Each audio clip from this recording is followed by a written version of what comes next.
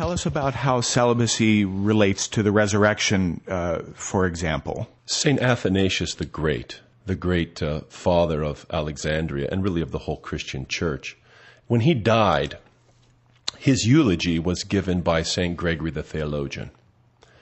We have a copy of this text. In that eulogy, St. Gregory the Theologian called St. Athanasius the patron both of the married and of the monastic. He was a model patron for both states.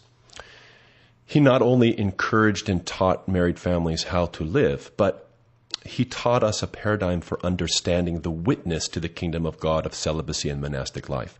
It's not just celibacy that witnesses to the kingdom of God. It's consecrated celibacy, Christian celibacy, not bachelorhood, but a life of complete dedication to God where even the lawful outlets of conjugal union and marriage are laid aside in order that all energies might be consecrated to God. One time St. Athanasius was asked, how is it that we Christians can prove that the resurrection has taken place?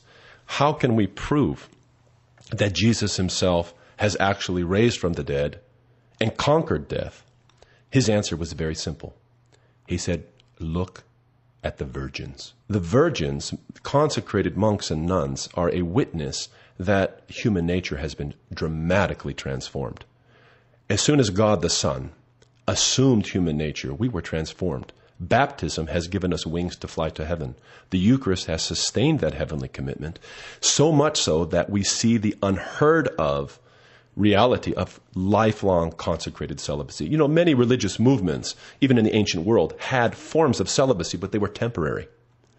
Temple virgins existed in Greek and Roman religion, right, yeah. But they were often, temporary realities, and when the person became 30 years old, they got married. This exists very much today in Buddhist monasticism. Many people in Buddhist countries enter monasteries to have character formation and to learn to pray and to do things like this, but then they leave the monastery and get married. The shocker for Christian monastics is that they make a lifelong commitment and they rise above the passions of the body and of the flesh forever. And St. Athanasius said this has never been done and could never be done except by those who are joined to the risen Jesus Christ, both God and man.